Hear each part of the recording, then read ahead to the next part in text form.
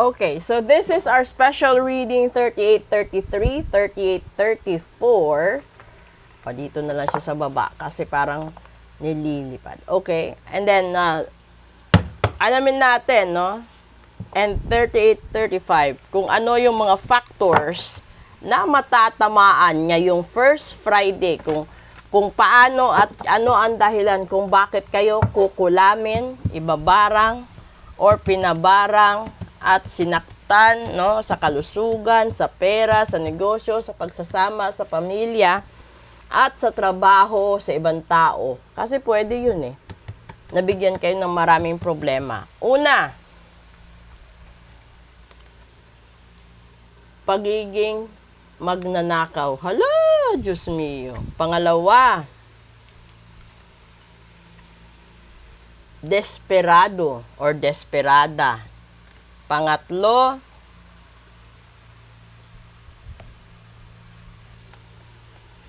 mature woman. Ngayon, i-explain ko sa inyo ito. Ayusin ko lang yung cards. Okay? Kasi malalaki yung cards ko. Kaya hindi ko halos maano.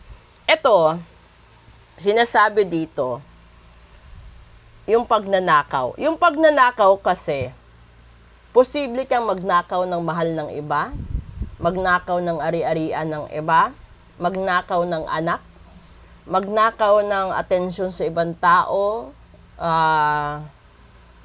credits ng ibang estudyante, ano pa ba, kahit anong uri ng pagnanakaw.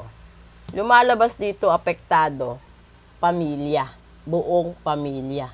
So, posible na love yan. Dahil ang dahilan, kaya ka nagnanakaw, desperado ka. Wala kang trabaho, wala kang pera, walang nagmamahal sa'yo, inaalat ka sa lahat ng bagay. Alam mo kung bakit dito kayo magtataka. Dahil sa isang may edad na babae. So, posible ito, binarang kayo, ang gumawa may edad na babae, ang nag-utos ay may edad na babae. At tignan nyo yung numero sa itaas, as 6. So, ibig sabihin, kalimitan sa inyo na may malalang problema ngayon, ang kalaban ninyo, it's either ina ng tahanan, lola ng tahanan, boss nyo, at minsan, nakakatandang kapatid nyo na babae. Or, nakakatandang bayaw, bilas, or kahit na sino, basta matandang babae or mas nakakatanda sa inyo. At lumabas yung 6, which is, today is December 6. Tignan nyo dito, 32. Diba? 3 plus 2 is 5. Ibig sabihin, sinimulan yung ritual kagabi. And then, yung number ng thief is 2 plus 4, which is 6.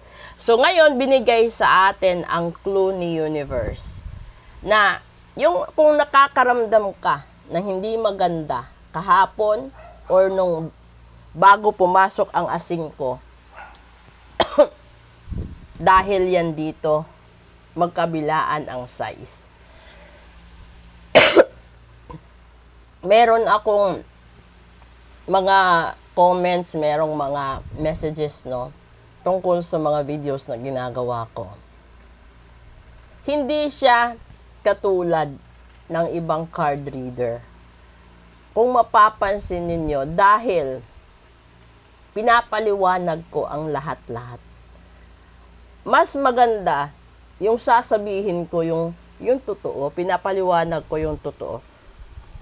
Excuse me. Kesa naman, marinig nyo lang kung ano ang magagandang bagay. Dahil, sa buhay natin, given na may mga magagandang bagay na mangyayari.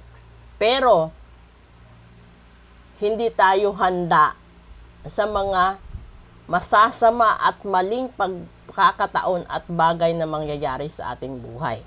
Kung gusto nyong makaiwas sa barang na ito, sa sumpa na ito, sa galit ng ibang tao, sa pamilya mo, sa kaso at kung ano-ano pa, aksyonan mo agad dahil kung may katapusan, and this is the last first Friday of the year, meron ding first Friday of the year 2025 na posible iritual ka ulit doon para buong taon ng 2025 mo at sa mga susunod pang taon, hindi ka na makakaahon sa buhay, hindi na maaayos ang buhay, pag-ibig, relasyon sa anak at magulang, kapatid, bayaw, negosyo, trabaho, kapwa mo, estudyante, guro, ganun lahat-lahat. Kasi, hindi mo rin alam kung yung mga kasama mo o kaklase mo, schoolmates mo, is meron ding mga kakilalang mambabarang, mangkukulam, taga-sumpa. So, kung magpapareading ka. Pero kung kailangan mo talagang magparitual ka ngayon. Kasi wala kang magagawa Habulin mo, kaysa naman pagsisisihan mo. Lalong-lalo na kung yung lalabas doon is pamilya mo ang mapapahamak. Diba? Yung pera kikitain mo. Pero ang buhay pag nawala, wala na. Yan yung tatandaan nyo lagi. Kahit anong dasal ang gagawin ninyo, hindi yan magkakaroon ng agarang resulta dahil ang kalaban ninyo, inuubos ang panahon. Pinipigilan, alam nyo ba na kapag nabarang kayo, nakulam, nasumpa at nagayuma, automatic, pinipigilan nila na maalala nyo kung sino yung kalaban nyo, posible nagpagawa.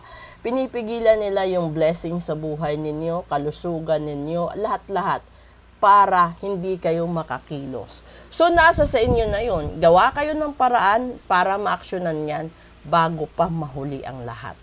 Okay? Maraming salamat po. Proceed tayo sa English episode. Thank you and good morning.